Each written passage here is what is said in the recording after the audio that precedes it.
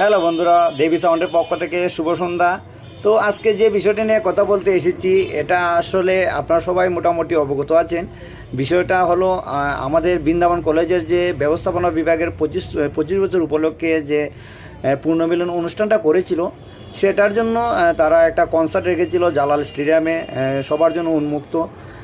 আসলে এই কনসার্টে কিছু অনাকাঙ্ক্ষিত ঘটনা ঘটেছে। আসলে কিছু অনাকাঙ্ক্ষিত ঘটনা এটাকে বলা যায়, আবার পরিকল্পিতও বলা যায়। এটাই এরকম, কারণ এই বৃন্দাবন কলেজের একটা অনুষ্ঠান। আসলে আমিও একজন বৃন্দাবন কলেজের স্টুডেন্ট, হয়তোবা সময় স্বল্পতার কারণে আমি প্রোগ্রামে যাওয়া হয়নি।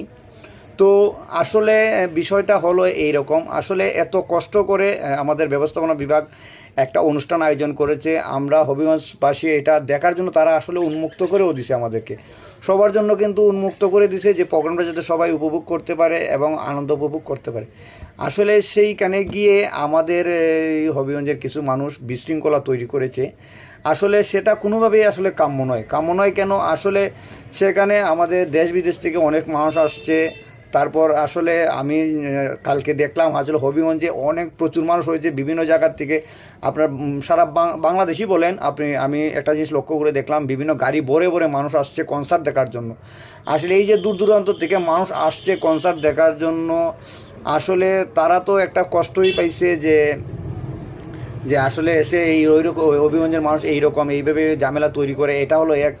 দ্বিতীয় কথা হলো, আমাদের কিছু বড় বড় সমস্যা তৈরি হয়ে গেছে যেগুলো আসলে বলার মতো না। যেটা আসলে যারা এইরকমভাবে পরিকল্পিতভাবে কীভাবে জানি না কীভাবে গণ্ডগোলটা তৈরি হয়েছে, আসলে এটা বলার মতো না। এটা খুবই খারাপ কাজ করছে, যা বলার বাইরে। কেন বলার বাইরে? কারণ আমি একজন সাউন্ড ব্যবসায়ী, আমি জানি যে একটা প্রোগ্রামে বিশৃঙ্খলা হলে পরে কতটুক এফেক্ট এবং কীরকম হতে পারে।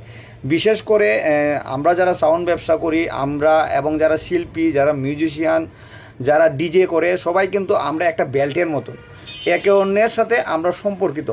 বিশেষ করে আপনারা তো সবাই জানেন, কালকে সবাই কিন্তু আমাদের লালন ব্যান্ড সুমিয়া পারের গান দেখার জন্য সবাই কিন্তু আসছিল।